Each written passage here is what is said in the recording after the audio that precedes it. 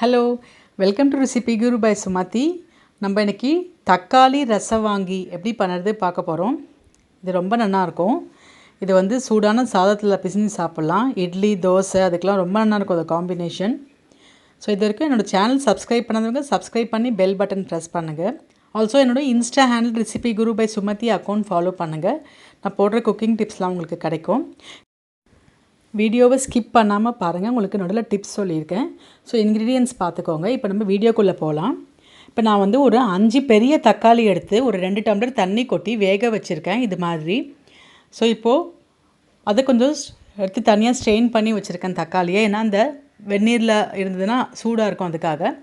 இப்போ நான் வந்து வறுத்து அரைக்கிறதுக்காக ஒரு 4 டேபிள் ஸ்பூன் தனியா, 2 டேபிள் ஸ்பூன் கடலைப்பருப்பு, ஒரு 7-8 சிகப்பு மிளகா, ஒரு அரை டீஸ்பூன் வெந்தயம் இதெல்லாம் எடுத்து வறுத்து வச்சுருக்கேன். இதோடு நம்ம ஒரு கைப்பிடி தேங்காய் போட்டு அரைச்சி வச்சுக்கலாம்.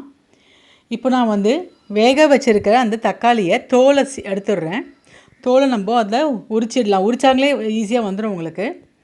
ஸோ இப்போ நம்ம அந்த வேக வச்ச தண்ணியிலையே நம்ம அதை தக்காளியை போட்டு நல்லா கரைச்சிக்கலாம். நல்லா புளி கரைக்கிற மாதிரி நல்லா கரைச்சிக்கோங்க. அதை கையிலையே நல்லா அதை மசிச்சுக்கோங்க. ஸோ இப்போ நல்லா அந்த மசித்ததுக்கப்புறமா நம்ம இப்போது அடுப்பில் வைக்கலாம்.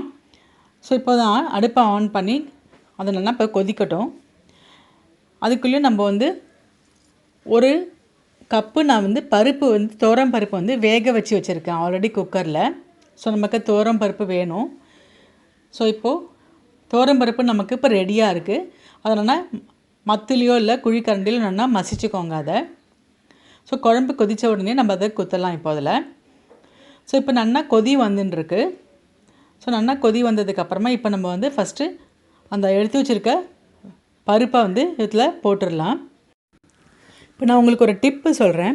நம்ம டஸ்ட்பின் வைக்கிற இடத்துல வந்து ஒரு மாதிரி பேட் ஸ்மெல் வராமல் இருக்கிறதுக்கு ஒரு 2 டேபிள் ஸ்பூன் ஒரு கப்பில் இல்லை ஒரு மூடி போட்ட பாட்டிலில் ஓட்டை போட்ட பாட்டிலில் ஒரு 2 டேபிள் ஸ்பூன் அளவுக்கு பேக்கிங் சோடாவில் யூஸ்டு லெமனாக இருந்தால் கூட பரவாயில்ல, இல்லை ஃப்ரெஷ் லைமோ எதுவாக இருந்தாலும் பரவாயில்ல, அதை சின்ன சின்ன பிட்டாக கட் பண்ணி அதோடு மிக்ஸ் பண்ணி வச்சிங்கனாக்க அந்த பேட் ஸ்மெல் வராமல் இருக்கும். இல்லை பிட்டாக கட் பண்ணிக்கலைன்னா, சின்ன சின்ன பிட்ஸாக கட் பண்ணலைன்னா அது அப்படியே மிக்சியில் கூட நம்ம லெமனை அரைச்சிக்கலாம். இப்போ நான் வந்து அந்த வறுத்திருக்க சாமானை மிக்சியில் போட்டு அரைக்க போகிறேன். ஒரு கைப்பிடி தேங்காய் போட்டு அரைக்க போகிறேன். ஸோ இப்போ பருப்பு போட்டதுக்கப்புறமா நல்லா கொதிச்செடுத்து இப்போ நான் அரைச்சி வச்சுருக்க அந்த பேஸ்ட்டை இதில் ஆட் பண்ணுறேன். ஸோ இப்போது இந்த ஸ்டேஜில் நீங்கள் வந்து குழம்போட திக்னஸ் பார்த்துக்கோங்க. இப்போ ரொம்ப திக்காக இருக்கனால நான் இன்னும் கொஞ்சம் தண்ணி அதில் மிக்சியில் கொட்டி நல்லா குலுக்கி கொட்ட போகிறேன். ஸோ அந்த கன்சிஸ்டன்சிக்கு ஏற்ற மாதிரி நீங்கள் எவ்வளோ கெட்டியாக வேணுமோ அந்த அளவுக்கு நீங்கள் தண்ணியை ஆட் பண்ணிக்கலாம். இப்போது ஒரு டேபிள் ஸ்பூன் அளவுக்கு சால்ட்டு போடுறேன். ஸோ நம்ம ஒன்றும் இதுக்கு சால்ட்டை ஆட் பண்ணல, அதனால் இப்போ ஆட் பண்ணியிருக்கேன். பெருங்காயம் ஒரு 1/4லேருந்து அரை டீஸ்பூன் அளவுக்கு பெருங்காயம் சேர்த்துக்கலாம். அவ்வளோதான், நம்மளோட ரசவாங்கி சூப்பராக ரெடி ஆகிடுது.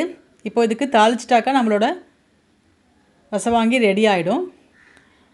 ஸோ அவ்வளோ சூப்பராக வாசனை செமையாக வருது. ஸோ நீங்களும் கண்டிப்பாக ட்ரை பண்ணி பாருங்கள். உங்களோட ஃபீட்பேக்கை கண்டிப்பாக எனக்கு ஷேர் பண்ணுங்கள். உங்களுக்கு பிடிச்சிருந்ததுன்னா இந்த லிங்க்கை உங்களோட ஃப்ரெண்ட்ஸ் அண்ட் ரிலேட்டிவ்ஸோட ஷேர் பண்ணிக்கோங்க. ஸோ நான் போடுற மற்ற வீடியோஸ் எதான நீங்கள் மிஸ் பண்ணியிருந்தீங்கன்னா அதோட லிங்க்கெல்லாம் நான் வந்து டிஸ்கிரிப்ஷன் பாக்ஸில் கொடுத்துருக்கேன். நீங்கள் அதை செக் பண்ணி அதில் பாருங்கள். ஸோ இப்போ நான் வந்து இதுக்கு திருமாற போகிறேன். ஸோ அதுக்கு வந்து இப்போ நம்ம வந்து ஒரு கடாயை இப்போ நான் இப்போ அடுப்பில் போட போகிறேன். ஸோ கடாயை போட்டு ஆன் பண்ணிக்கோங்க. ஸோ ஒரு டேபிள் ஸ்பூன் அளவுக்கு நெய் குத்திக்கோங்க. நெய் வந்து கொஞ்சம் வாசனையாக இருக்கும், நல்லா இருக்கும், அதோட மணமாக இருக்கும் நல்லா. இப்போது ஒரு டீஸ்பூன் அளவுக்கு கடுகு போட்டுக்கோங்க. அது நல்லா வெடித்ததுக்கப்புறமா கொஞ்சம் கருவேப்பிலை கிள்ளி போட்டுக்கோங்க. ஸோ இது அவ்வளோதான். இது நம்ம வந்து அதில் நம்ம சேர்த்துடலாம். கொஞ்சம் கொத்தமல்லி நிறைய ஆட் பண்ணிக்கோங்க அதே மாதிரி. ஸோ இப்போ திருமாறினதை இதில் நான் சேர்த்துடுறேன். ஸோ இப்போ நம்மளோட ரசவாங்கி சூப்பராக ரெடி ஆகிடுது. கண்டிப்பாக இந்த வீடியோ உங்களுக்கு பிடிக்கும்னு நினைக்கிறேன். கண்டிப்பாக நீங்கள் ட்ரை பண்ணி பாருங்கள். ஸோ இப்போ நான் போட்ட குவான்டிட்டி வந்து ஒரு 5-6 பேர் தாராளமாக சாப்பிடலாம். ஸோ இது எல்லா டிஃபனுக்குமே நல்லாயிருக்கும். உப்புமா, அரிசி உப்புமா, இட்லி, தோசை எல்லாத்துக்குமே நல்லாயிருக்கும். ஸோ கண்டிப்பாக ட்ரை பண்ணி பாருங்கள். இன்னொரு வீடியோவில் உங்களை நான் பார்க்குறேன். See you. Thank you so much. Bye bye.